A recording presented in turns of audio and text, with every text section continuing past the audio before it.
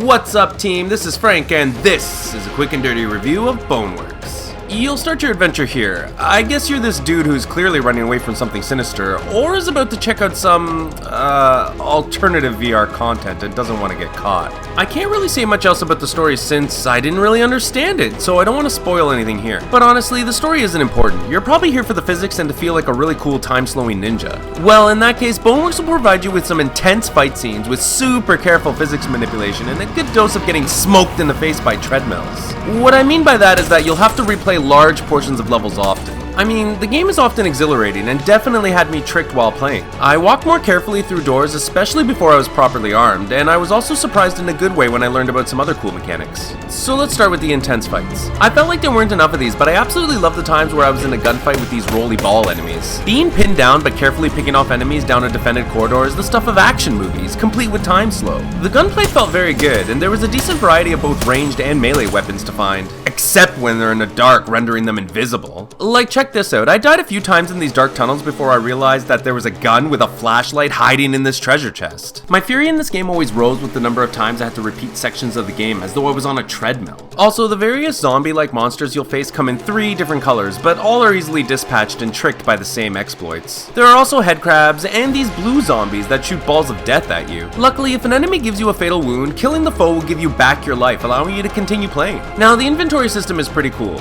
Weapons, keys, and batteries can be stored by bringing up your inventory menu, which outlines storage locations and items already stored. Or you could just physically drop and access them from these 5 storage locations on your avatar. Ammo is located at your hip, and this all works well unless you decide to crouch. Yeah, sneaking around may seem like a good idea, but your model contorts and moves your storage locations when you crouch. The real problem is that without proper proprioception, it's crazy hard to find where your hips are, and reloading became a constant panic when fighting from this position. Now let's talk about careful physics manipulation. The movement in physics as a single package is pretty amazing. Every time you play, you will have to select a seated or standing position. I chose standing since VR constitutes the largest portion of my daily exercise. I was definitely thankful to have enough ceiling and general room space to accommodate things like climbing ladders and punching faces. It's just a shame that VR only really tracks your head and hands, since the lower half of my body sometimes got in the way. You see, the analog sticks on the index controller allow you to change your height so that you can go from crouching to standing on your tippy toes and everything in between. This is a nice touch when you have to bend low or reach high to grab stuff. But up and down simply selects whether your legs are extended or withdrawn, ready to unleash their fury and power in extreme upward motion. Like, check this out. Early on, I didn't know how to jump onto objects at waist height. I had a sense that I needed to retract my legs in order to clear the height, but some obstacles were simply too high to surmount. Much later, I learned, by accident, that if you crouch before you jump, you can get some serious jumping power. Okay, back to climbing things. Crouching before jumping and retracting your legs will see you vault over most obstacles in the game, but then sometimes your hands and weapons bump and deflect your jumping trajectory, which forced me to raise my hands above my head as if I was under arrest the entire time. Despite learning the skill and practicing it often, I still never really liked the jumping portions of the game. The main character feels like an incredibly rigid fish jumping out of water. Now, luckily, your rigid body also has some boss arms which can climb some walls and pipes. I found that I could do some seriously physics-defying things with my arms, like literally holding up my entire weight at arm's length. However, despite this superhuman strength, climbing up and over ledges always felt really difficult. I would have been much happier if the game gave me the ability to simply hoist myself over obstacles without the bloody mess of checking where my feet are. Also, I constantly got my hands stuck on objects as I tried to move them through tight areas. Since the game can be very tense, and since I was playing with the index controllers, I found that I was clenching my fists often as I was fighting and scrambling for my life.